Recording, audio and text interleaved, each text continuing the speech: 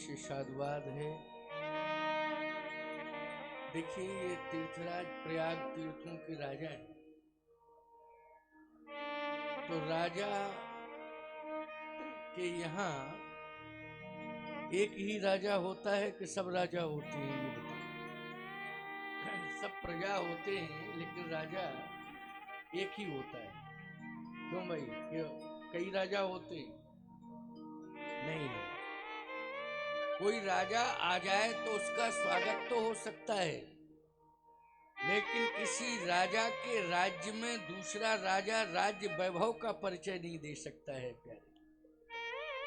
उसे एक अतिथि बन के आना चाहिए, अथवा वो सेवक मानता है अपने को तो सेवा भाव लेकर के आना चाहिए, या कोई बहुत ही भावुक बन के आ रहा है तो उसे भावुक बन करके भगवान की भक्ति करनी चाहिए। यह है तीर्थ में आने की महिमा और तीर्थ में आने का महत्व। तो यहाँ चाहे सेठ आ जावे और चाहे कोई अधिकारी आ जावे, चाहे कर्मचारी आ जावे, चाहे वो पुजारी आ जावे, लेकिन यहाँ सभी को मानव बन करके, मानवता का पुजारी बन करके सबकी सेवा करनी चाहिए और सभी का हृदय से सहयोग करना चाहिए। मानवता का पुजारी बनना है सभी। यहाँ कोई अपने धन का प्रदर्शन न करे, यहाँ कोई अपनी बुद्धि का भी प्रदर्शन न करे, यहाँ तो केवल समर्पण करे तीर्थराज प्रयाग भगवान के इस पावन परिसर में, उनके चरणारविंदों में।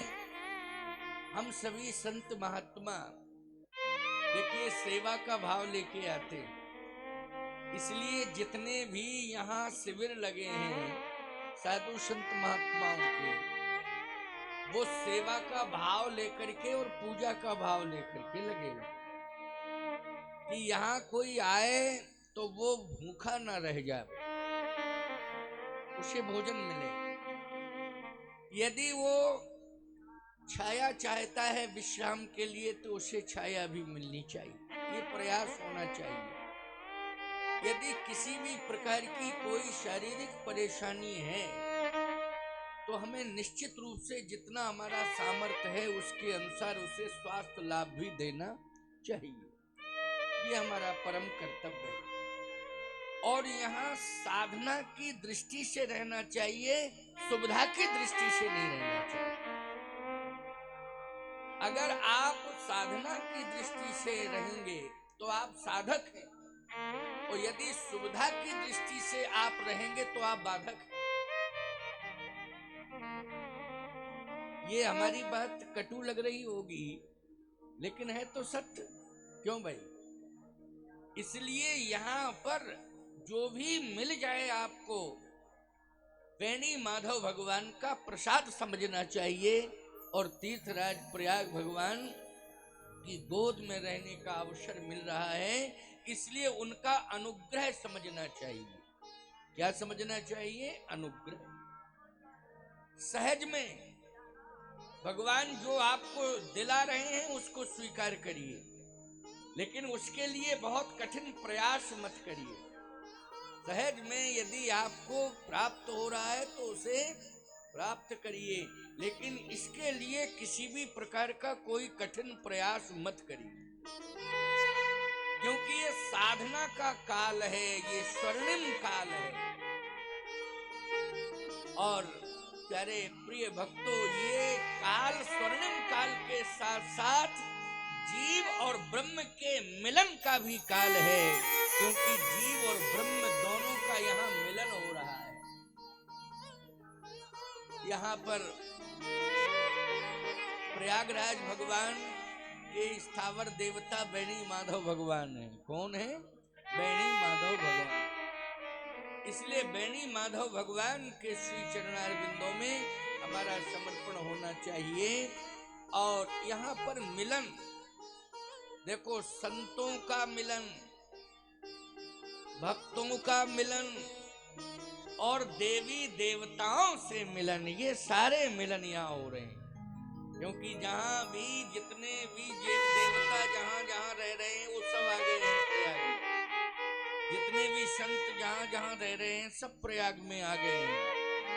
और जितने भी तीर्थ हैं वो सब प्रयाग में आ गए हैं। तो बोलो भाई, सबसे मिलना हो रहा है कि नहीं? ये बहुत ही सुंदर जीवन का लाभ हमें प्राप्त हो रहा है। ये स्वर्णिम काल है, महाकुंभ है, अमृत काल है। इसलिए इस अमृत काल में हम अपने कीर्ति को अमर करने का प्रयास करें। देखो, अमृत काल है तो ऐसा नहीं हो सकता कि हमारा शरीर अमर हो जाएगा। शरीर तो हमारा जाएगा ही जाएगा। बहुत से लोगों ने तो तीर्थराज प्रयाग में ही प्राण त्याग दिए हैं। ऐसी सूचनाएं मिलती रहती हैं कि तीर्थराज प्रयाग में ही प्राण त्याग दिए।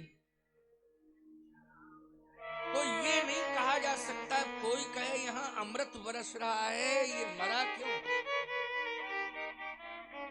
वो मृत्यु योग है, मरना पड़ेगा। लेकिन ये सत्य है कि इस तीर्थराज प्रयाग के महाकुंभ में अमृत काल में आप सभी यदि साधक बनकर के साधना करेंगे, भक्ति भाव से रहकर के सभी की सेवा करने का संकल्प लेकर के आप सहभागी बनेंगे और आप संत महात्माओं की अमृत वाणी को सुनेंगे और सभी के साथ सद्व्यवहार करेंगे, तो आपकी कीर्ति अवश्य ही अमर हो जाएगी। इसमें किंचित मात्र भी संशय नहीं। इसलिए हम सबको अपने जीवन को मंगलमय बनाना है। आए हम लोग थोड़ी देर के लिए भगवत नाम संकीर्तन कर लें। इसके बाद फिर एक छोटा सा चिंतन आपके बीच में रखूं और आप सभी प्रीति पूर्वक श्रवण करेंगे। तो आए हम लोग पहले कीर्तन करें भगवान का नाम। हरे राम राम राम सीता राम राम राम। हरे राम राम राम सीता राम राम राम।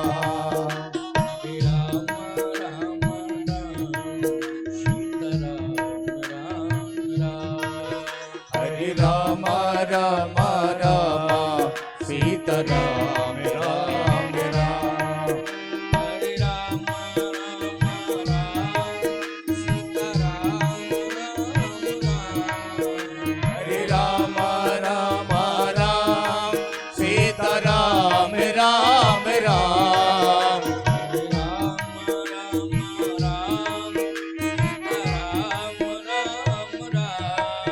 हरे राम राम राम सीता राम राम राम। हरे राम राम राम सीता राम राम राम।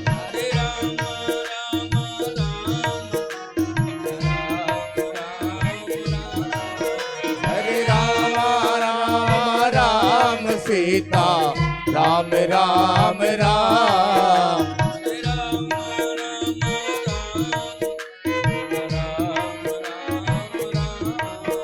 हरे राम राम राम सीता राम राम राम।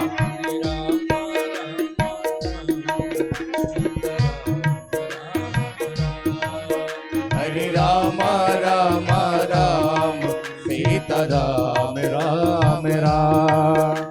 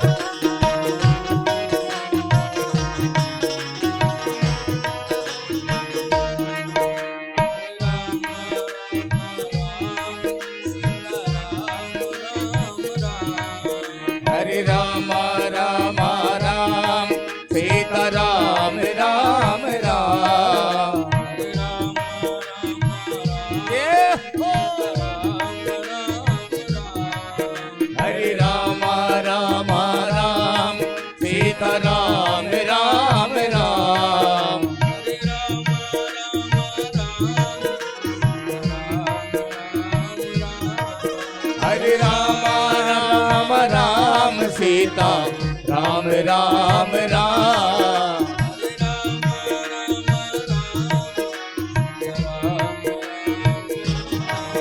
हरे राम राम राम सीता राम राम राम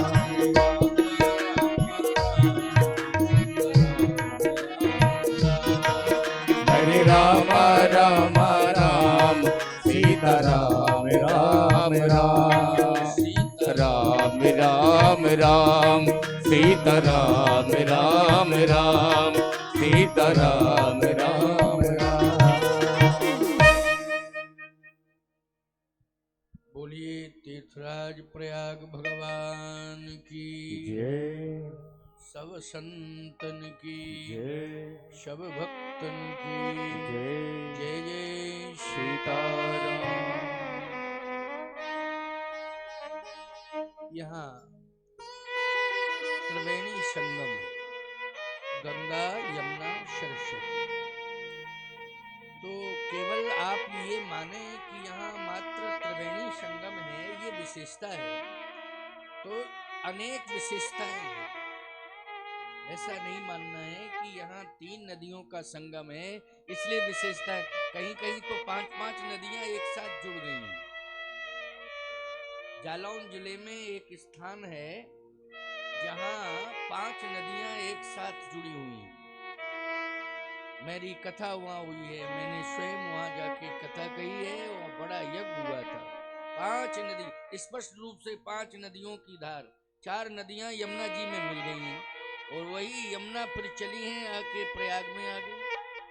तो 5 नदियां, 4 नदियां यमुना में मिली हैं, 5 नदियों का संगम। लेकिन जो महिमा त्रिवेणी संगम प्रयाग की है, वो महिमा 5 नदियों का जहां संगम है, मुझे तो नहीं लगता है कि वो महिमा इतनी बड़ी होगी। महिमा हो सकती है और है, लेकिन प्रयाग जैसी महिमा नहीं हो सकती। प्रयाग की महिमा ही अद्भुत है। एक जगह तो मैंने देखा है कि 7 नदियों का संगम है, यद्यपि उसमें कोई बड़ी नदी नहीं है, 7 छोटी छोटी नदियां मिली हैं एक दूसरे से। 7 नदियों का संगम, और वो 7 नदियां जा करके बेतवा में मिल गई और बेतवा यमुना में, और यमुना जाके फिर गंगा जी में मिल गई। तो 7 नदियों का भी मैंने प्रत्यक्ष रूप से दर्शन किया है कि एक ही जगह वो 7 नदियां मिली। लेकिन जो महिमा त्रिवेणी संगम की है, तीर्थराज प्रयाग की, वो महिमा जहां 7 नदियों का संगम है वहां वो महिमा नहीं हो सकती। नजारा अद्भुत है, देखने में अच्छा लगता है, लेकिन महिमा पौराणिक प्रमाणित महिमा जो तीर्थराज प्रयाग की है, वो महिमा मुझे नहीं लगता है कि और कहीं हो। अपनी अपनी महिमा है, हर तीर्थ की महिमा है, लेकिन तीर्थों के राजा प्रयाग हैं, इसलिए इनकी तो अद्भुत महिमा है, विलक्षण महिमा है। बोलिए तीर्थराज प्रयाग भगवान की जय हो। अब एक दूसरी विशेषता आपको बताएं। 3 देव, ये बड़े विलक्षण देव हैं जिन्हें त्रिदेव कहते हैं, ब्रह्मा, विष्णु और महेश। क्यों भाई हैं त्रिदेव की, इनकी बड़ी महिमा है। देव तो बहुत हैं, देवों की कमी नहीं है, लेकिन त्रिदेवों की जो महिमा है वो अन्य देवों की महिमा नहीं हो सकती। ब्रह्मा, विष्णु, महेश, इन तीनों देवों ने एक ही काल में तीर्थराज प्रयाग त्रिवेणी संगम पर 3 यज्ञ हुए एक ही साथ। एक यज्ञ ब्रह्मा जी के द्वारा हुआ, एक यज्ञ शिव जी के द्वारा हुआ और एक यज्ञ भगवान विष्णु के द्वारा हुआ, एक ही काल में, एक ही समय।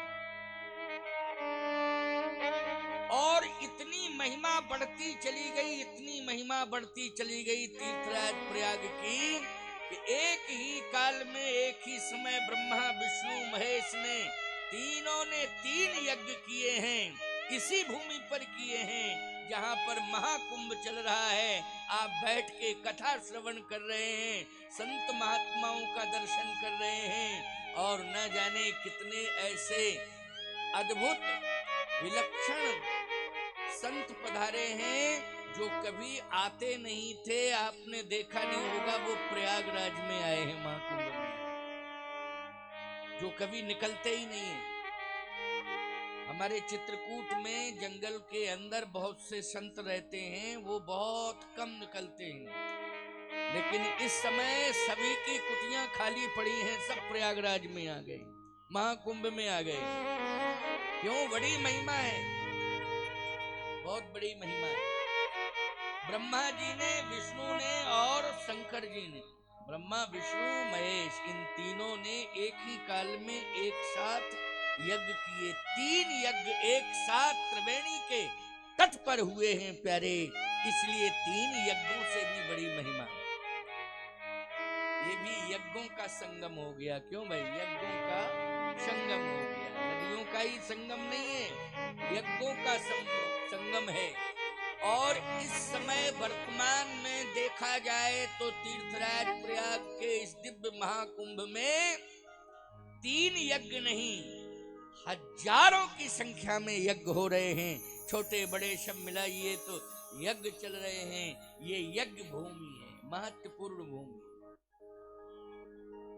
यज्ञ तो अब ये कहिए कि राजा हैं वो, तो इनके यहाँ यज्ञ होते ही रहेंगे, एक नहीं, राजा में क्षमता होती है, अनेक यज्ञ कर सकता है वो।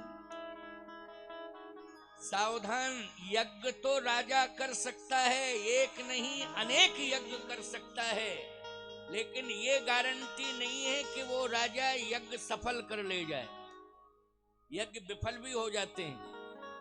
जैसे दक्ष प्रजापति कनखल के राजा, हरिद्वार के विचारवान भक्तों, विचार पूर्वक इस बात को ध्यान से सुनना।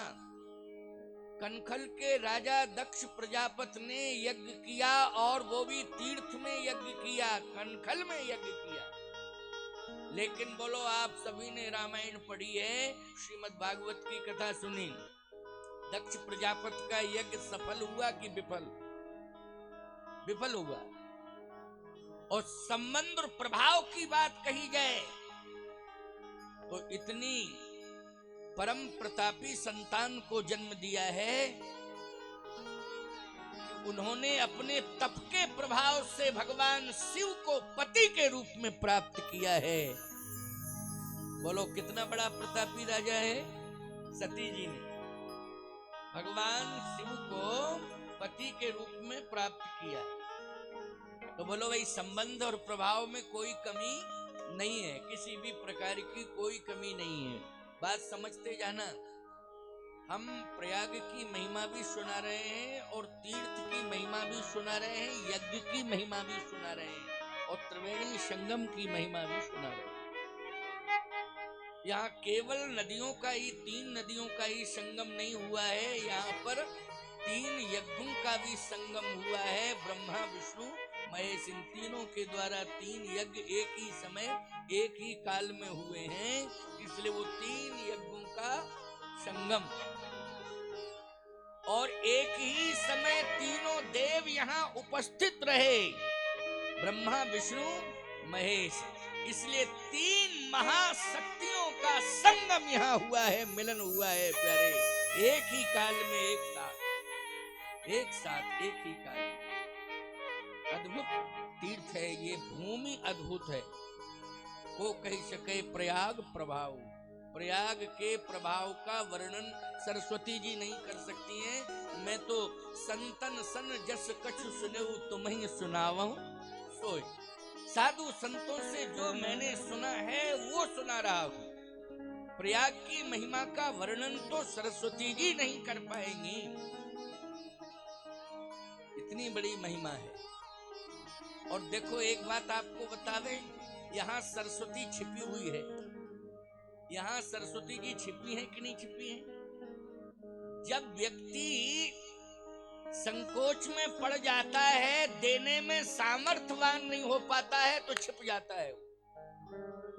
बोलो भाई, वो क्या छिप जाता है कि नहीं छिप जाता है? कि क्या करें, हमारे पास सही नहीं देने के लिए, अब क्या करें, जाओ कह दो है नहीं है? और वो व्यक्ति छिप जाता है। ईमानदारी के साथ बताओ, सरस्वती जी ज्ञान की अधिष्ठात्री हैं, सबकी महिमा का वर्णन कर सकती हैं, करने में सामर्थ्यवान हैं, लेकिन तीर्थराज प्रयाग की महिमा का वर्णन नहीं कर सकती हैं, इसलिए छिपी हुई, प्रकट नहीं है, यहाँ छिपी हुई है सरस्वती। ये महिमा किसकी है बोलो भाई? प्रयाग की महिमा है, तीर्थराज प्रयाग की महिमा है। बोलिए तीर्थराज प्रयाग भगवान की जय हो। श्री माधव भगवान की जय। आज हम लोग यहाँ बैठ करके ज्ञान यज्ञ के सहभागी बने हुए हैं। बोलो कथा में किस यज्ञ के सहभागी हैं? ज्ञान यज्ञ।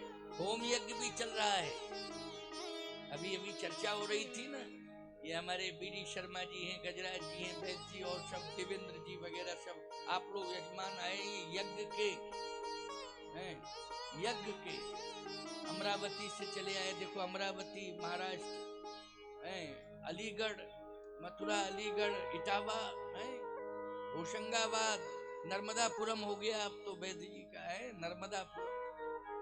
तो ये सभी ये देखो बोले कहां से आए हैं। अरे मैं तो ये कह सकता हूं कि चाहे मैं पूरी ताकत लगा दूं तो यहाँ जितनी दूर दूर से भक्त यहाँ मेरे सामने कथा श्रवण कर रहे हैं, मैं उनका ही नाम और पता नहीं बता पाऊंगा। प्रयागराज में कितने लोग आए हैं, कहां से, मेरी बुद्धि तो काम नहीं करेगी भाई। जब यहाँ इतने लोग बैठे हैं उनका ही पूरा पता नहीं बता सकता हूँ, लेकिन दृष्टि सभी के ऊपर पड़ रही है मेरी। जितने भी लोग यहाँ बैठे हैं मेरी दृष्टि सभी के ऊपर पड़ रही है प्यारे। इसलिए मैं हृदय से जो भी मेरे पास भक्ति का भंडार है उससे, और ज्ञान का भंडार या भक्ति का जितना भी है वो सब तुम्हारे ऊपर निछावर कर रहा हूं। यहां से कुछ भी बचा के नहीं ले जाऊंगा, सब यहीं पर निछावर करूंगा। ये हमारे सत्य वेदानंद जी आए बलांगीर उड़ीसा से। इनके गुरुदेव बहुत बड़े विद्वान हैं और वो लेखन कार्य में व्यस्त रहते हैं। पुराणों का लेखन, शास्त्रों का लेखन, साहित्य का लेखन करते ही रहते, उनकी कलम चलती रहती है। मेरे बहुत ही आत्मीय हैं, अभी अभी मिले थे। ये यहाँ आए और मैं उधर गया छत्तीसगढ़, तो वहाँ मिलन हो गया हमारा, उनका मिलन होता रहता है। बड़े बड़े यज्ञ कराए उन्होंने, लगभग सभी यज्ञों में मैं गया हूँ, लेकिन यज्ञ बहुत बड़े बड़े हुए हैं और ऐतिहासिक आयोजन उन्होंने किए हैं। लेकिन सारा प्रबंधन बड़े बड़े आयोजनों का सत्य वेदानंद जी बैठे इन्होंने किया। इसलिए ये बहुत अच्छे साधक संत हैं। और साथ में अच्छा भ्रमण कर रहे थे, प्रेमानंद जी, धर्मानंद सभी। तो ये योगी, लेकिन सेवा की प्राथमिकता रहती। देखो सत प्रेमानंद नाम लिया और तुरंत बहुत अच्छी सेवाएं देती। संत का कार्य क्या है? सेवा देना। इसलिए सेवा से सबको जोड़ना चाहिए। अभी मैं छत्तीसगढ़ में रहा 3 दिन एक सभा में, अपने रायगढ़ भीकमपुरा आश्रम की सभा में। उसमें मैंने सेवा धर्म पर ही आधारित प्रवचन किया। सेवा धर्म, सबते सेवक धर्म कठोरा। सेवा जो दे रहा है उससे बड़ा भाग्यवान कोई नहीं है प्यारे। यहाँ प्रयास करो कि हम सेवाएं दें, जितनी ज्यादा से ज्यादा दे सकें उतनी सेवाएं दें।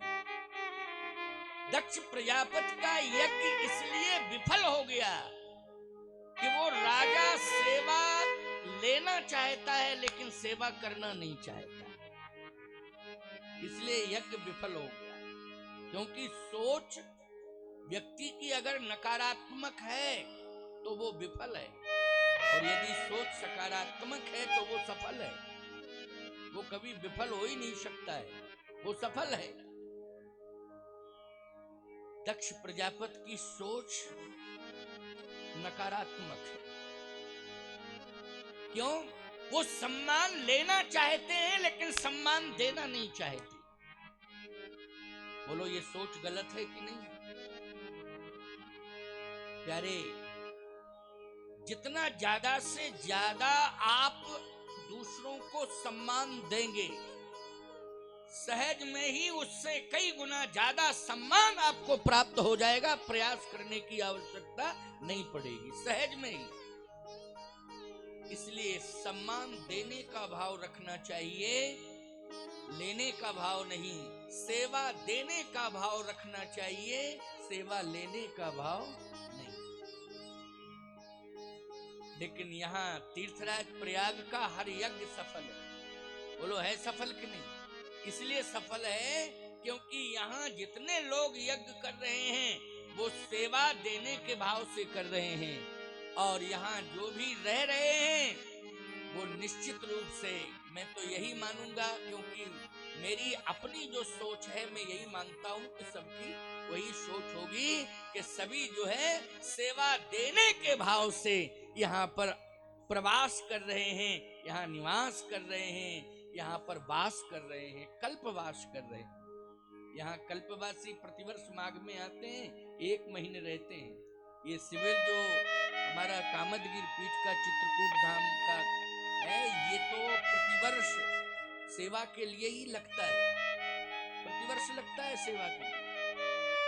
और सेवा के संकल्प को लेकर के ही हमारे बड़े महाराज श्री, क्या कहना, अद्भुत संत हुए हैं। चित्रकूट धाम में उनकी सेवा को आज भी लोग याद करते हैं कि महाराज जी की विशेषता थी कि वो भोजन बाद में करते थे, पहले ये देख लेते थे, पूछ लेते थे, पता कर लेते थे कि सबने भोजन कर लिया कि नहीं कर लिया, सबने प्रसाद पा लिया कि नहीं पा लिया।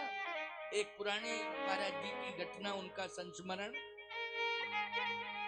कि रात्रि का लगभग 9:30 बज रहा था, भगवान का पट बंद हो रहा था, सभी संतों ने रात्रि का प्रसाद ग्रहण कर लिया था, भक्त जितने थे सभी ने कर लिया था ग्रहण। उस समय ज्यादा कहीं भी दुकानें वुकानें नहीं थी कि होटल फाटल बने हो या कहीं पर आपको चाय मिल रही हो या कहीं पर आपको मिठाइयां मिल रही हो, ऐसा कुछ नहीं था। अरण्य अभ्यारण्य था। भोजन प्रसाद किसी संत आश्रम में ही आपको मिल सकता था। वो पुराने चित्रकूट की बात नहीं कर रहा हूं, वो चित्रकूट। महाराज श्री ने संकल्प लिया कि यहाँ कोई भी भक्त आएगा कामदगिर भगवान का दर्शन करने के लिए, परिक्रमा करने के लिए, मैं उसे भूखा नहीं रहने दूंगा, भूखा नहीं सोने दूंगा। मैं भोजन अवश्य कराऊंगा, प्यासे को पानी, भूखे को भोजन और रहने वाले को छाया। ये महाराज श्री का संकल्प था। एक दिन की बात, रात्रि के 9:30 बजे ठाकुर जी का पट बंद हो रहा था और संत रात्रि की प्रसादी ग्रहण कर चुके थे, भक्त भी। महाराज श्री की थाली में प्रसाद रखा था रात्रि का। अब महाराज जी की आदत थी कि प्रसाद पाने के पहले देखते थे कौन कहाँ है, क्या कैसे, सबने पा लिया कि नहीं। एक भक्त जो है भगवान की चौखट पर माथा रखे और ये कह रहा था कि प्रभु समय अधिक हो गया है और यहाँ कहीं कोई भोजन का प्रबंध नहीं है, रात्रि लगता है कि आपके दरबार में यूं ही गुजारनी पड़ेगी। देखिए महाराज जी ने भोजन नहीं किया था, वो महाराज जी का प्रसाद थाली में रखा था। महाराज जी को देख करके उसने महाराज जी को प्रणाम किया, तो महाराज जी ने अपने पास बुलाया, आशीर्वाद भी दिया। जो अपनी थाली का भोजन था, प्रसाद था, वो उस भक्त को दे दिया कि लोग ग्रहण करो। उस रात्र महाराज जी ने भुने हुए चने और थोड़ा सा गुड़ लेकर के रात्रि बिताई। बोलो भाई, ये सेवा का भाव है कि नहीं? ये सेवा का भाव है। इसलिए गोस्वामी जी लिख रहे हैं, यहाँ जो संत आए हैं, यहाँ जितने भी हजारों लाखों संत आए हैं, वो सेवा देने का भाव लेके आए हैं। और मैं दावे के साथ कह रहा हूं, करोड़ों करोड़ों भक्त यहाँ आए हैं। कोई भी सरकार उन्हें उतना भोजन नहीं ग्रहण करा सकती है, लेकिन यहाँ इतने संत आ गए हैं कि कोई भक्त आया हुआ भूखा नहीं रह सकता है। प्यारे, कोई भूखा नहीं रह सकता है। सेवा का भाव लेकर के संत।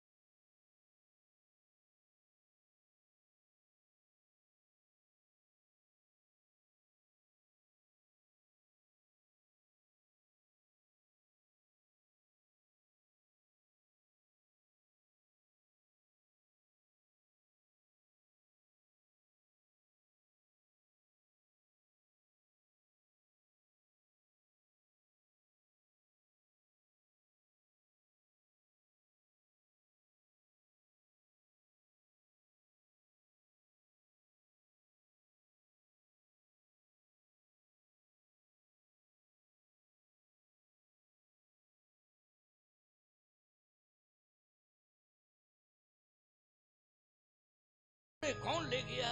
अरे राम राम राम राम। क्यों भाई बेचैनी बढ़ जाती है? लाइट चली जाए, क्यों चली गई? कब आएगी? क्यों, कैसे, क्या हुआ, कैसे? मोबाइल कौन ले गया? कहाँ चला गया? न जाने कितने प्रकार की उछल कूद लोग मचाते हैं। लेकिन धैर्य की परीक्षा प्रयागराज भगवान ने ले ली कि आप बिल्कुल स्तब्ध भाव से बैठे रहे और चिंतन श्रवण करते रहे। क्योंकि 7 बजे आरती भी होगी ठाकुर जी की, और फिर साधु संतों का फिर प्रसाद रात्रि वाला चलेगा। तो कल से कुछ समय में परिवर्तन भी कर देंगे। परिवर्तन समय में कथा तो इसी तरह से चलेगी, कोई परिवर्तन नहीं होगा। लेकिन मेरी कोशिश रहेगी कि मैं थोड़ा सा कुछ जल्दी आ जाऊं, ऐसा मेरा प्रयास रहेगा। फिर ठाकुर जी की महिमा है ना। लेकिन आज 7 बजे तक ही मैं अपना चिंतन दूंगा और आप श्रवण करेंगे। क्योंकि प्रसाद, ये ज्ञान का प्रसाद मिल रहा है। अच्छा, प्रसाद की मात्रा कितनी होती है? बोलो। थोड़ी सी होती है ना।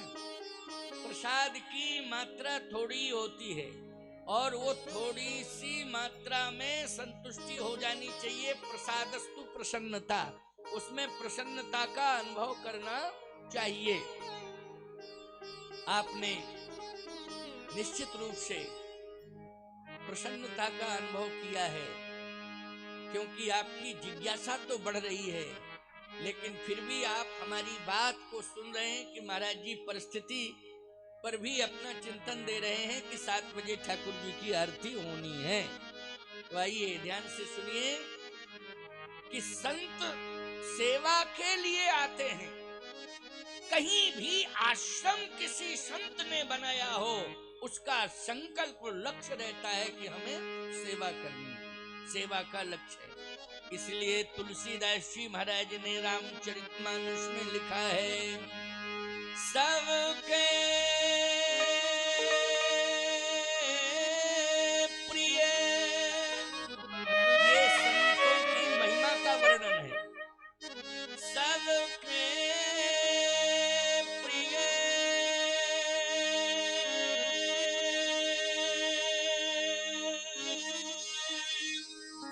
सबके हितकारी,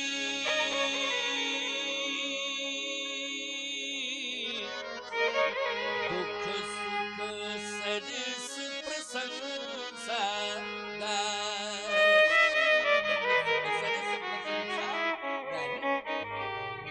अगर दुख भी आ जाता है, सुख में तो सभी प्रसन्न रहते हैं, लेकिन संत सुख में तो प्रसन्न रहता ही है, लेकिन दुख आ जाता है तो उससे भी ज्यादा प्रसन्न रहता है। जितना सुख में रहता, उससे कहीं दुख में ज्यादा प्रसन्नता का अनुभव करता है। कौन? संत।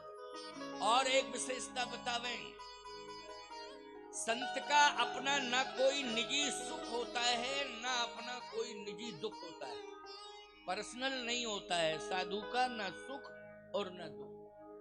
आप सबका, भक्त जितने बैठे हो, आपका सुख ही हमारा सुख है और आपका दुख ही हमारा दुख है।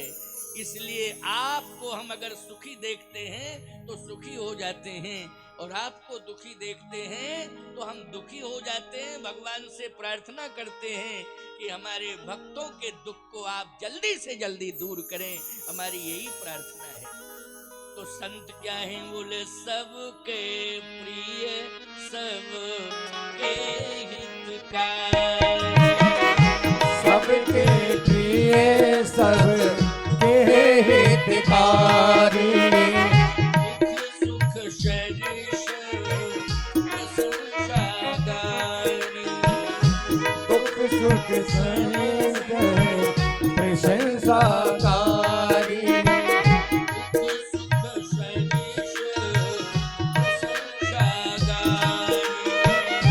दुख सुख सरिस प्रशंसा कारी, दुख सुख सरिस प्रशंसा गानी, दुख सुख सरिस प्रशंसा कारी,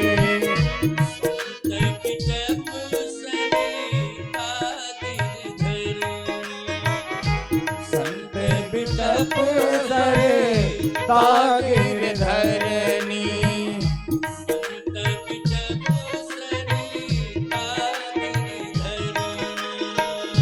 संत बिटप सरे तागिर धरनी,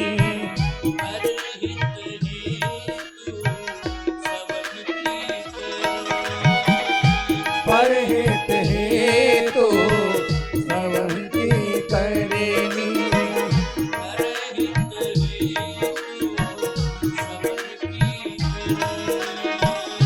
परहित हेतु सबन की करनी,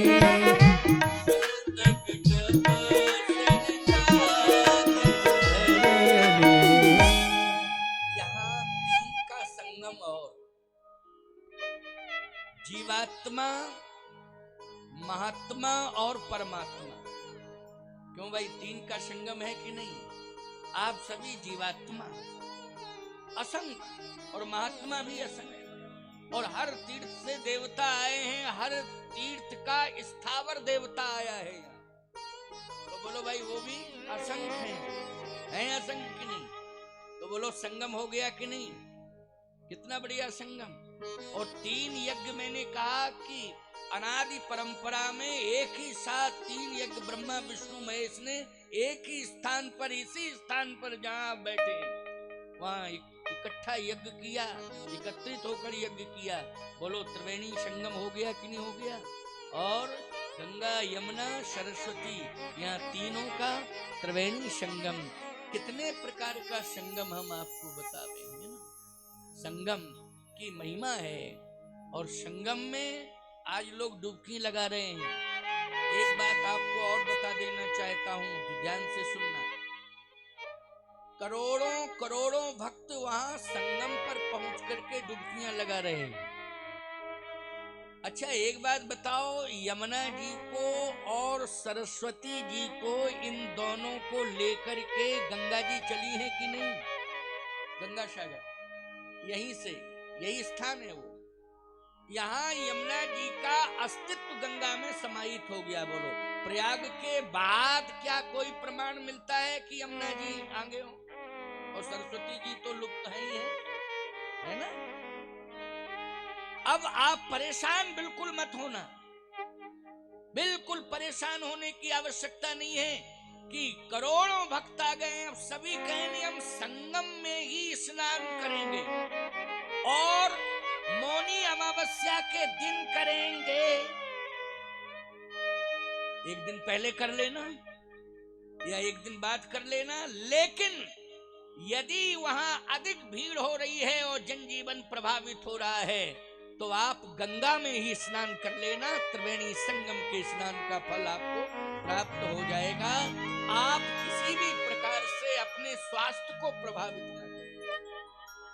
समझ रहे हो बात कि नहीं? यदि आसानी से, सहजता से मौनी अमावस्या को यदि स्नान संगम पर हो रहा है तो ठीक है, लेकिन किसी भी प्रकार की कोई अव्यवस्था नहीं फैलानी है और न ही अपने स्वास्थ्य को प्रभावित करना है। गंगा के तट पर आपने गंगा में स्नान कर लिया तो बोलो सरस्वती जी का जल और यमुना जी का जल किसमें समाहित है? गंगा में।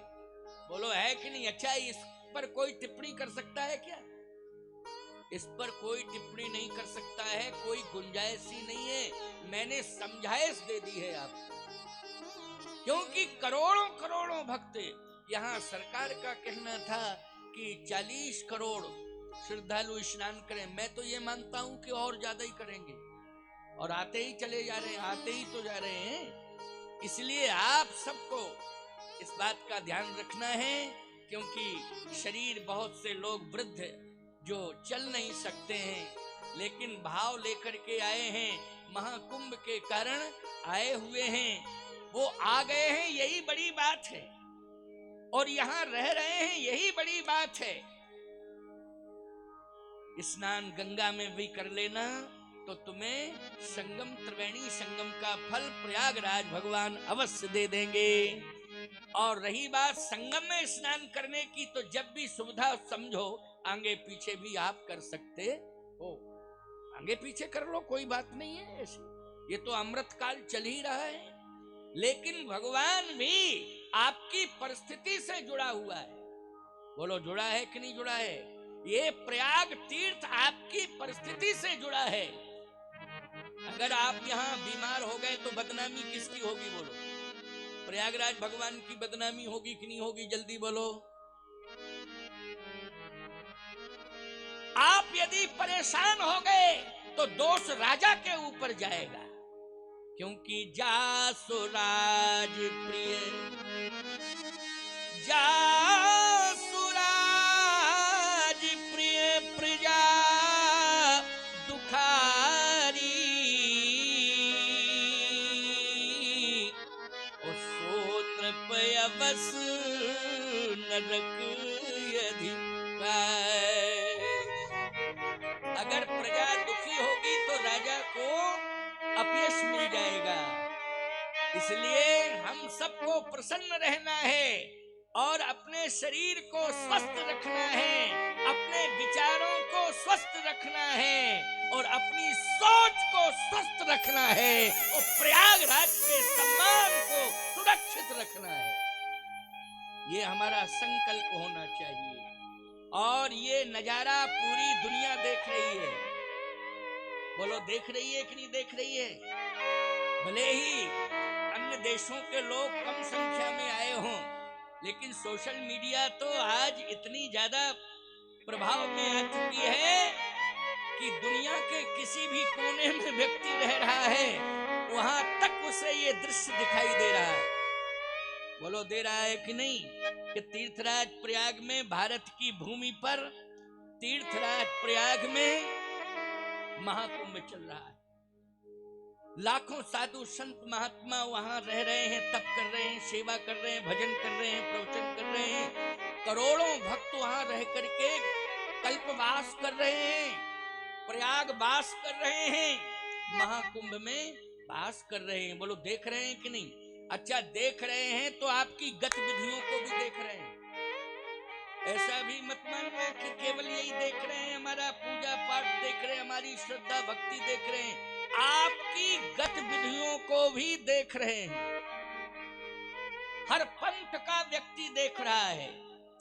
और मैं एक बात आपको बताऊं, सनातनी तो सनातनी ही होता है, लेकिन याद रखना जो वामपंथी विचारधारा का है, जो सनातन के विरुद्ध आवाज उठाने वाले लोग हैं, वो सबसे ज्यादा नजर गड़ा के देख रहे हैं कि कोई हमें तीर्थराज प्रयाग में कमी दिखाई दे जावे। क्या दिखाई दे जावे? कोई कमी दिखाई दे जावे, चाहे वहां के रहने वाले भक्त हों, चाहे संत हों, और चाहे प्रशासनिक अधिकारी हों, बोलो चाहे सत्ताधारी हों, हमें किसी की कमी दिखाई दे जाए तो हम उसके खिलाफ, कुंभ के विरोध में, कुंभ के खिलाफ आवाज उठाएंगे। बोलो भाई। लेकिन मैं आज केवल इस प्रयाग के कुंभ में आए हुए करोड़ों भक्तों से ही नहीं कह रहा हूं, वो भक्त तो हमारे प्राण हैं और तीर्थराज प्रयाग भगवान के वो सभी प्राण हैं, संतों के प्राण हैं। क्योंकि भक्त भक्त होता है, चाहे संत हो चाहे भगवंत हो, भक्त प्राण होता है प्यारे। भक्त नहीं होगा तो कोई संत जीवित नहीं रहेगा, न भगवान का कोई अस्तित्व रहेगा, न संत का कोई अस्तित्व रहेगा, अस्तित्वहीन हो जाएगा। तो मैं एक ही बात कहना चाहता हूं कि यहाँ साधक बन करके रहना है और पूरी दुनिया को और विरोधियों को ये बता देना है कि हम सनातनी अपने महाकुंभ को साधना के बल पर और भक्ति के बल पर संपन्न कर रहे हैं, सानंद संपन्न कर रहे हैं, और निर्विघ्नता पूर्वक हमारा ये महाकुंभ सफलता की ओर जा रहा है। बोलो यही संदेश जाना चाहिए कि नहीं जाना चाहिए? कहां से? तीर्थराज प्रयाग से जाना चाहिए। ये प्रयाग से ये बात बहुत महत्वपूर्ण बात हो रही है इस मंच से। बोलो हो रही है कि नहीं हो रही है? केवल ये कथा ही नहीं हो रही है, यहाँ हमें कैसे रहना चाहिए और किस भाव से रहना चाहिए, हमें यहाँ रहकर क्या करना चाहिए, क्या नहीं करना चाहिए, ये आपको रहनी बताई जा रही है, आपको इंगित किया जा रहा है, आपको सचेत भी किया जा रहा है। इसलिए सकारात्मक सोच लेकर के ही और तीर्थराज प्रयाग के सम्मान को हम सब सुरक्षित करें, ये हमारा परम कर्तव्य कहता है। अच्छा एक बात और सुन लो भैया, जब ज्यादा संख्या, कहीं भी घर में ज्यादा संख्या हो तो घर में गंदगी आ जाती है, क्योंकि ज्यादा संख्या। तो सफाई के जिम्मेदार घर वाले होंगे कि नहीं होंगे? बोलो भाई। कि घर का मुखिया होगा। एक घर में, एक उदाहरण दे रहा हूं, देखो भाई उदाहरण दे रहा हूं, इसमें किसी भी प्रकार से कोई अन्यथा मत लेना। जैसे एक घर में 10 सदस्य हैं तो मुखिया तो घर का एक ही होगा, होगा कि नहीं होगा? लेकिन गंदगी 10 करेंगे कि नहीं करेंगे? तो सफाई के जिम्मेदार कौन है? जल्दी बोलो। वो 10 हैं कि हमारा घर जो है, क्योंकि हमारे रहने से ही गंदा हुआ है, किसी और ने गंदा नहीं किया है, हमारे रहने से ही गंदा हुआ है। यद्यपि वो चर्याओं में सम्मिलित है, गंदगी, लेकिन सफाई भी तो सम्मिलित है। क्यों भाई, कि केवल गंदगी ही सम्मिलित है, सफाई भी सम्मिलित है कि नहीं? इसलिए मैं एक ही बात कह रहा हूं, कुछ ऐसे भी भक्त आए हैं जिनके पास धन का अभाव है, लेकिन असुविधाओं में यात्रा करके आए हैं। क्यों भाई, नहीं है उतना पैसा रुपया, लेकिन आए हैं, वो आए हैं कि नहीं आए हैं? अच्छा, एक बात और बतावे आपको, उनके पास इतना धन नहीं है कि वो प्रयागराज में रह करके कोई भंडारा कर सके या यहाँ पर कोई दान कर सके, इतना धन ही नहीं है। लेकिन मैं एक ही बात कहना चाहता हूं कि आप आ गए हो, आपका स्वागत है। आपके पास धन का अभाव था, फिर भी आप आ गए हो, आपका बहुत बहुत स्वागत है। लेकिन यहाँ चिंता करने की जरूरत नहीं है कि यहाँ काश हमारे पास अगर धन होता तो हम भी दान करते, क्योंकि यहाँ लोग लाखों करोड़ों रुपया दान कर रहे हैं, हमारे पास नहीं है। कुंठित होने की जरूरत नहीं है। ये तीर्थराज प्रयाग भगवान कह रहे हैं, ये संत वाणी कह रही है, अगर कुछ नहीं है तो तुम्हें सबसे बड़ा पुण्य मिलेगा अगर तुम श्रमदान करते रहोगे, स्वच्छता अभियान से जुड़े रहोगे, श्रमदान करते रहोगे तो तुम्हें हृदय से आशीर्वाद मिलेगा। बोलो भाई, इस भूमि से अनंत गुना पुण्य प्राप्त होगा। और मैं तो कहता हूं, चाहे कोई अमीर हो, चाहे कोई फकीर हो और चाहे कोई गरीब हो, सभी को श्रमदान करना चाहिए और ये सेवा तीर्थराज प्रयाग भगवान बेड़ी माधव भगवान को समर्पित करनी चाहिए। बोलो, करनी चाहिए कि नहीं करनी चाहिए? आज हम सबको श्रमदान से जुड़ना है। जितनी क्षमता है उस, भाई दान भी तो, धन का भी जितनी क्षमता होती है उसी के अनुसार आप दान करते हो कि नहीं करते हो? बोलो भाई, करते हो कि नहीं करते हो? अच्छा, एक बात बताओ, काम भी करते हो तो शरीर में जितनी शक्ति है उस शक्ति के अनुसार ही आप काम करते हो कि नहीं करते हो? तो फिर यही समझ लीजिए कि समय नहीं है, लेकिन फिर भी श्रमदान के लिए समय निकालो समय। नहीं हो भले ही ना हो समय, लेकिन समय निकालना है और सभी को श्रमदान से जुड़ना है। क्योंकि पहला दान, यद्यपि पौराणिक प्रामाणिकता के अनुसार तो अपना अपना मत है, कोई कहता गौदान पहला दान है, कोई कहता अन्नदान पहला दान है, कोई कहता भूमिदान पहला दान, कोई कहता गजदान पहला दान है। अरे ये ठीक है, अपनी अपनी सोच है कि पहला कौन है, दूसरा कौन है, तीसरा कौन है, चौथा कौन है। मैं आपसे एक बात कहना चाहता हूं, मानव संस्कृति में सबसे पहले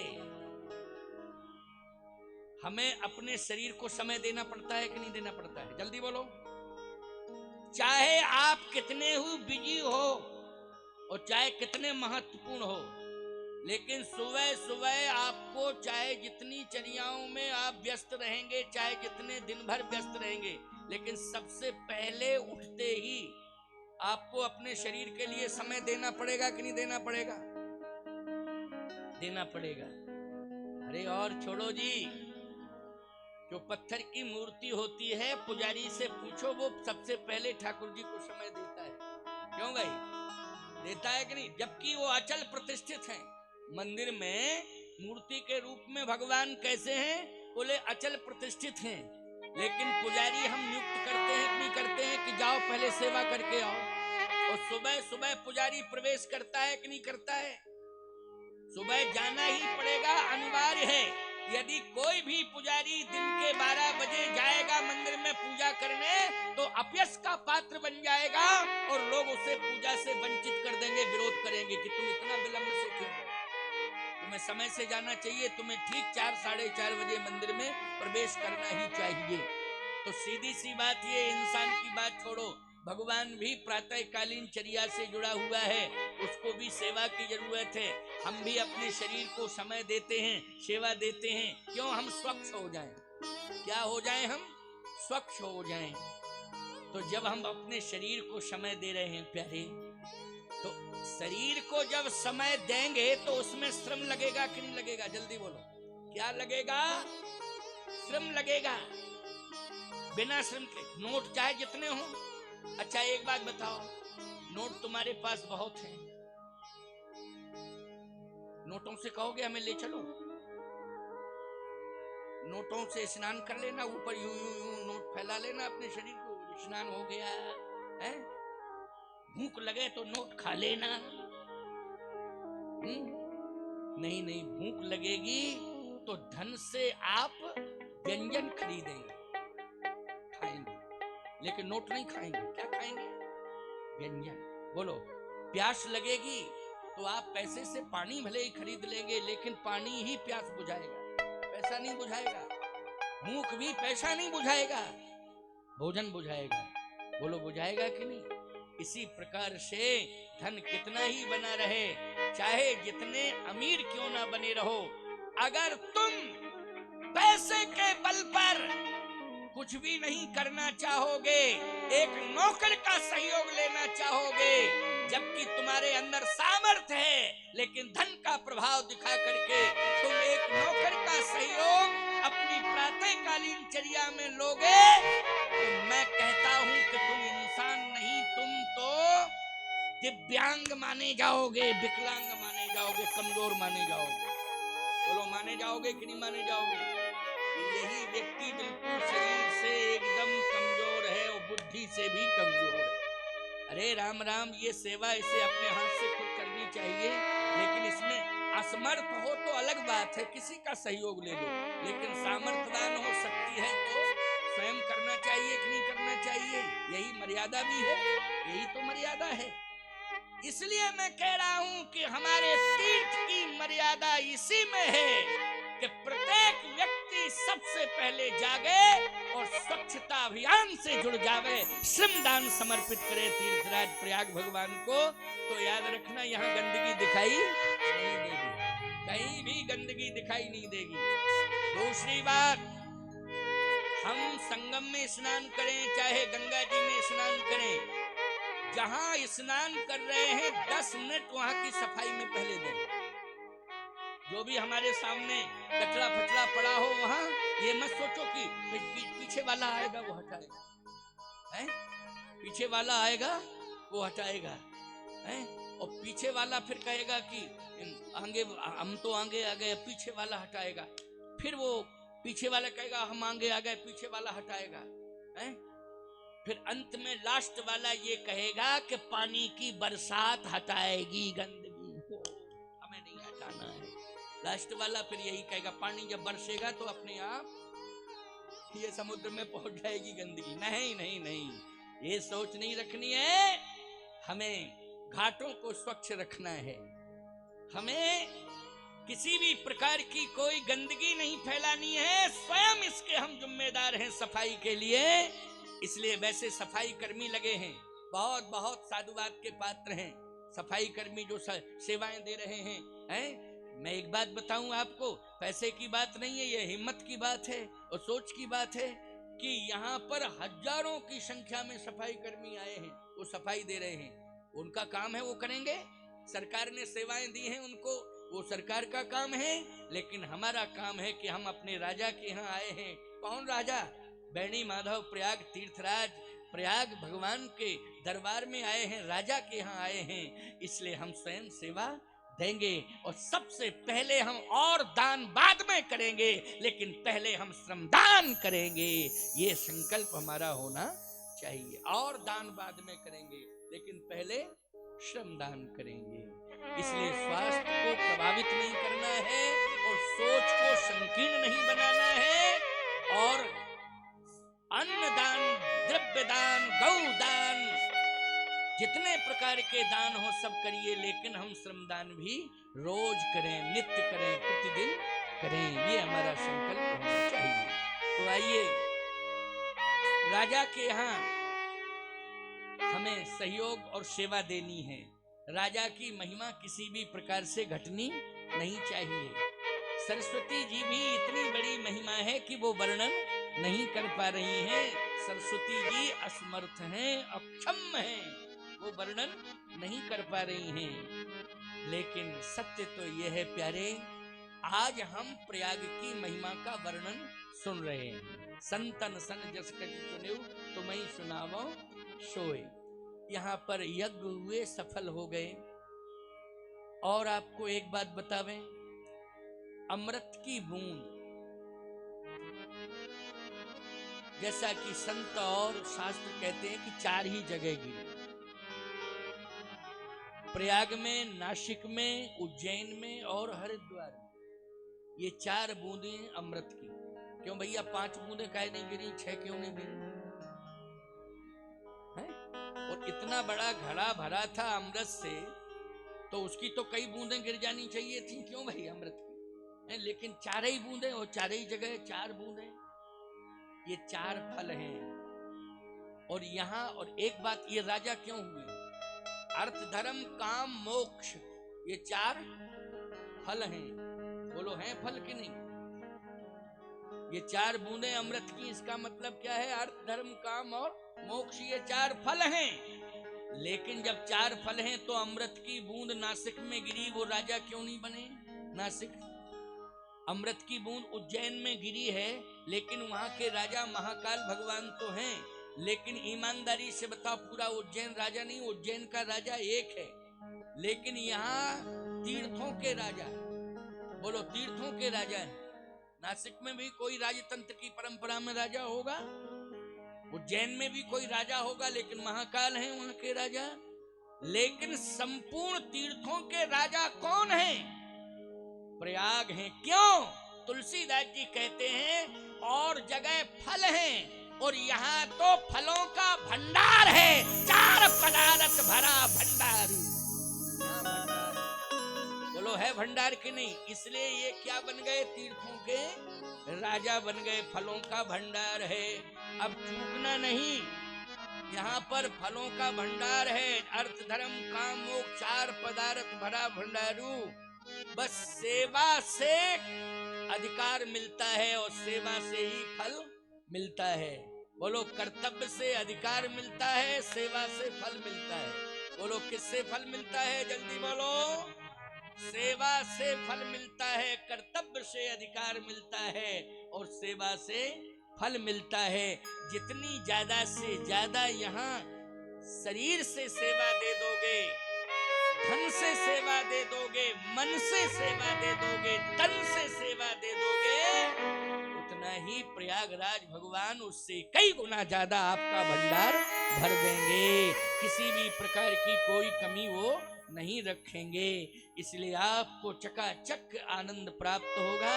किसी भी प्रकार का कोई 3 ताप, ये सबसे खतरनाक हैं तीनों, दैहिक, दैविक और भौतिक, जिनको कहते हैं त्रैताप।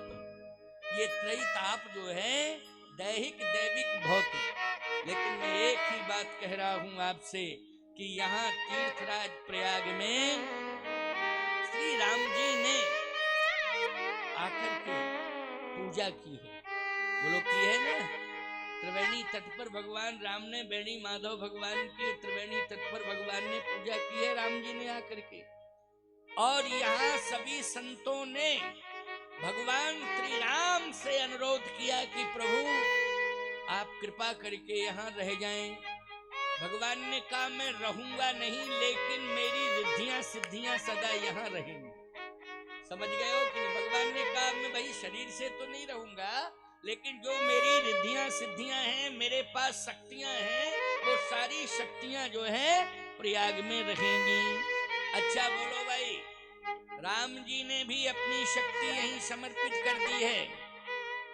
और क्या कहना, जितने देवी देवता हैं वो सभी आकर के राजा साहब के यहाँ आते हैं, तो राजा को निछावर भी देते हैं कि नहीं देते? वो राजा की निछावर करते हैं। राजा की निछावर मानी राजा का सम्मान। जैसे आपने किसी संत या किसी विशिष्ट व्यक्ति के ऊपर कोई मुद्रा निछावर की तो उसका वो सम्मान हो गया। तो जितने भी तीर्थ आते हैं, जितने भी संत आते हैं, वो यहाँ निछावर करते हैं। अच्छा वो निछावर लेता कौन है? याद रखना, निछावर लेता कौन है? आप कहोगे महाराज एक विशेष जाति का व्यक्ति निछावर लेने का अधिकारी होता है। मैं कहता हूं तीर्थराज प्रयाग में तो हम सभी जितने भी भक्त आए हैं, जैसे गंगा में किसी भी जाति का व्यक्ति स्नान कर रहा हो, गंगा समान रूप से फल देती हैं। बोलो देती है नहीं? अच्छा ठंडा ठंडा जल सभी को महसूस होता है कि नहीं होता है? जल्दी बोलो। या किसी को गर्म लगता है, किसी को ठंडा लगता है। अगर दिमाग ही खराब हो तो क्या बता दो? दिमाग खराब हो तो फिर क्या क्या नहीं लगने लग जाए। लेकिन गंगा समान रूप से, यमुना जी समान रूप से, त्रिवेणी मैया समान रूप से सबको आनंद देती हैं। ऐसे ही जो भी शक्तियां समर्पित कर रहे हैं तीर्थराज प्रयाग को, देवी देवता यहाँ आकर के, चाहे राम जी हो, चाहे कृष्ण जी हो, चाहे दुर्गा जी हो, चाहे अन्य शक्तियां हो, आदि शक्तियां, देवियां, देवता जितने भी, सब यहाँ पर अपनी अपनी शक्ति निछावर कर रहे हैं। लेकिन निछावर में हम सभी भक्त वो निछावर लूट रहे हैं, निछावर ले रहे हैं। तो बोलो हमारा भी भंडार भरा रहेगा कि नहीं रहेगा? इसलिए हम भी निछावर के आकांक्षी हैं कि हमें भी मिल जाए। तुम भी हो, तुम भी हो, बोलो हो कि नहीं? सबको मिल जाए। इसलिए तीर्थराज प्रयाग से कोई भी व्यक्ति यहाँ खाली हाथ नहीं जाएगा। यहाँ निश्चित रूप से 4 पदार्थ भरा भंडारू, यहाँ से भंडार में जो भी भरा है कुछ ना कुछ लेके जाएगा। सभी को तीर्थराज प्रयाग भगवान संतुष्ट करेंगे। लेकिन तुम्हें करना क्या है?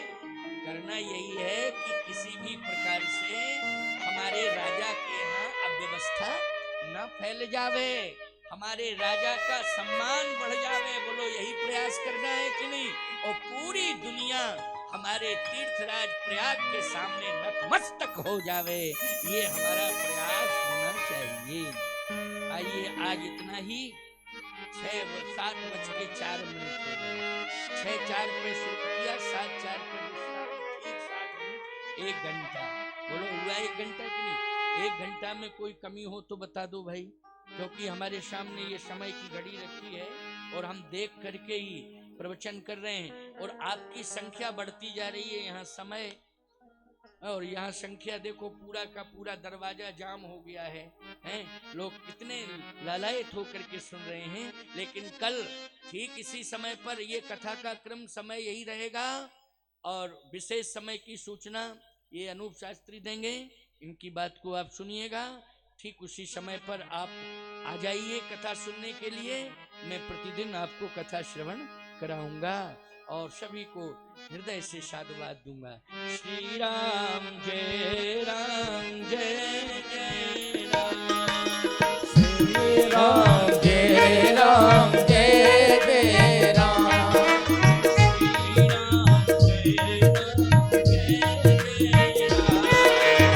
श्री राम जय राम, जय जय राम। श्री राम जय राम, जय जय राम।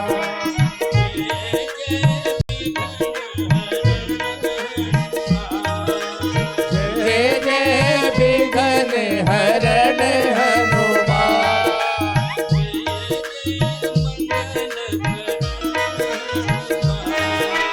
जय जय मंगल करण हनुमान।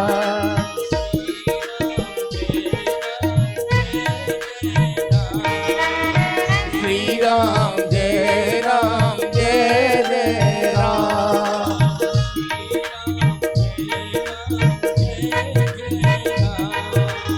श्री राम जय राम, जय जय राम। प्रयागराज भगवान की, जय नारायण भगवान की, जय। समस्त देवी देवताओं की जय हो। रामदानाथ भगवान की जय हो। सद्गुरुदेव भगवान की जय हो। जय जय सीताराम। सीताराम। प्रेम से बोलिए गंगा महारानी की। पूज्य जगत गुरु रामानंदाचार्य भगवान के। सभी लोग दूर से पादुकाओं को प्रणाम करें, मंच के समीप कोई भी ना आए। सभी से निवेदन है, और जो हमारे जगत गुरु राम स्वरूपाचार्य सेवा समिति के हैं उन सभी से निवेदन है कि मंच तक किसी को भी ना आने दें। सभी लोग दूर से प्रणाम करें, पादुकाओं को प्रणाम करें। जगत गुरु रामानंदाचार्य भगवान तक आपके प्रणाम, श्रद्धा सुमन अर्पित हो जाएंगे, इसलिए सभी लोग पादुकाओं तक ही रहे।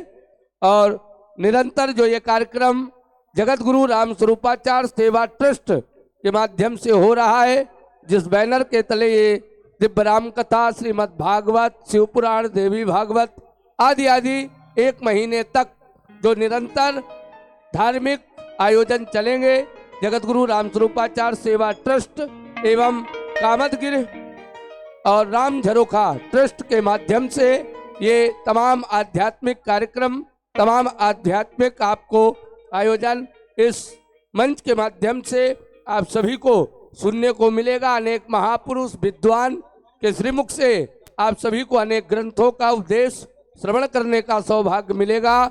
इसलिए आप सभी से निवेदन है कि आप सभी लोग आए और ज़्यादा से ज़्यादा पूज्य जगत गुरु रामानंद आचार्य भगवान के श्रीमुख से दिव्य राम कथा आशीर्वचन श्रवण करें और सभी लोग दूर से प्रणाम करेंगे। कल के जो यज्ञ और राम कथा के जो हमारे 3 मुख्य यजमान हैं, भैया श्री BD शर्मा जी, भैया श्री गजराज सिंह जी, भैया श्री देवेंद्र तिवारी जी, ये हमारे मुख्य यजमान हैं इस आयोजन के।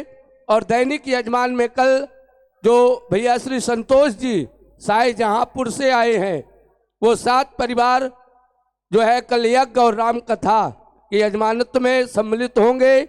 इसी तरह दैनिक यजमान में जगह जगह से भक्त श्रद्धालु आएंगे और यजमानत्व स्वीकार करेंगे। और सभी लोग जो भी भक्त श्रद्धालु हैं वो नीचे से प्रणाम करेंगे, नीचे से ही श्रद्धा सुमन अर्पित करें।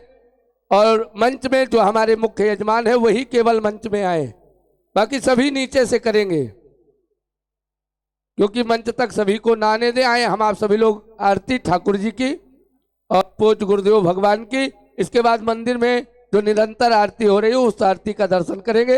हरि ओम मा ओम चंद्रमा मनसो जात सचो सूर्यो अजायतः स्तोत्रात् वायुश्च प्राणश्च मुखार दग्नेरजायतः यदभिगुं हविः प्रजननं मे अस्तु दशवीरगुं सर्वगणगुं सुस्तये आत्मसनि प्रजा सनि पशुसनि लोकसन्नभये सनिः अग्निहिं प्रजां बहुलां मे कलोत्पन्नं पयोरेतो असमाशोदत्तो कजले गर्भसम्भूतं कर्पूर्णे वृतिवृतम् आरार्तिक्यहं कुरु मे पश्चिमे भरतो भवः। आरती श्री रामायण जी की, आरती श्री रामायण जी की, कीरत करते ललित सियापी की, कीरत करते गावते ब्रह्मादिक मुनि नारद,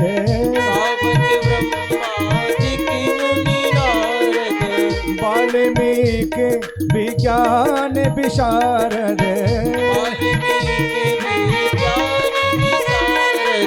सुखी सनकादि शेष अनुसारद, बरन पवन सुत कीरतनी की, बरन पवन सुत कीरतनी की, आरती श्री रामायण जी की, कीरत कलित ललित शिव जी की, गावते वेद पुराण अष्टदश, गावत वेद पुराण अष्टदश, 6 शास्त्र सब ग्रंथन को रस, 6 शास्त्र सब ग्रंथन को रस, मुनि जन धन संतन को सर बस, मुनि जन संतन को सर बस, सारे अंश सम्मत सभी की, आरती श्री रामायण जी की, गावते संतते शंभु भवानी, गावत संतत शंभु भवानी, अरुघट संभव मुनि विज्ञानी, अरुघट संभव मुनि विज्ञानी, व्यास आदि कवि बरज बखानी, व्यास आदि कवि बरज बखानी, काग भूषण करुण के ही की आरती श्री रामायण जी की कीरत कलित ललित सिंह की कलिमल हरन विषय रस पी की कलिमल हरण से रस पी की सुभग श्रृंगार मुक्ति जुबती की सुबह की सिंहार मुक्ति जुबती की तलन रोगे भो मूरे अमी की तलन रोगी भगोरी अमी की तात मात सब विधि तुलसी की तात मात सब विधि तुलसी की आरती श्री रामायण जी की कीरत कलित ललित सिंह की रामायण जी की रामायण जी की रामायण जी की हरि ओम ओम द्योः शान्तिरन्तरिक्षं शान्तिः पृथिवी शान्तिरापः शान्तिरो गदया शान्तिः वनस्पतयः शान्तिर्विश्वे देवाः शान्ति ब्रह्म शान्तिः सर्वगुण शान्तिः शान्तिरेव शान्तिः श्यामः शान्तिरेधि आरार्तिक्यं समर्पयामि जलेन शीतलीकरणं पुष्पैः देवाभिवन्दनम् हरिः ओम जगनेन जगमय जन्त देवास्थानि धर्माणि प्रथमान्या सन्नाते हनाकं महिमानः सजन्त्रे त्रिपूर्वे साध्याः सन्ति देवाः हरिः ओम एकदन्ताय विद्महे वक्रतुण्डाय धीमहि तन्नो दन्तिः प्रचोदयात् हरिः ओम कौसल्यानन्दनाय विद्महे दशरथपुत्राय धीमहि तन्नो रामः प्रचोदयात् हरिः ओम अञ्जनानन्दनाय विद्महे वायुपुत्राय धीमहि तन्नो हनुमत् प्रचोदयात् हरिः ओम तत्पुरुषाय विद्महे महादेवाय धीमहि तन्नो रुद्रः प्रचोदयात् सेवन्तिकामकुलचम्पकपाटलाब्जे पुण्यागजातकरवेलरसाल पुष्पै बिलवप्रवाल तुलसीदलमञ्जरेभिः त्वां पूजयामि जगदीश्वर मे प्रसीद नानासुगन्धिपुष्पाणि यथा कालोद्भवानि च पुष्पाञ्जलिर्मया दत्तो ग्रहाणात् परमेश्वरः मंत्रपुष्पांजलिं समर्पयामि। बोलिए अयोध्यानाथ भगवान के, श्री हनुमान जी महाराज के, पूज्य जगत गुरु रामानंदाचार्य भगवान के, तीर्थराज प्रयाग के, धर्म की अधर्म का, प्राणियों में विश्व का, गौ माता की गौ हत्या, सत्य सनातन धर्म की, नमः पार्वती पतये, हर हर महादेव।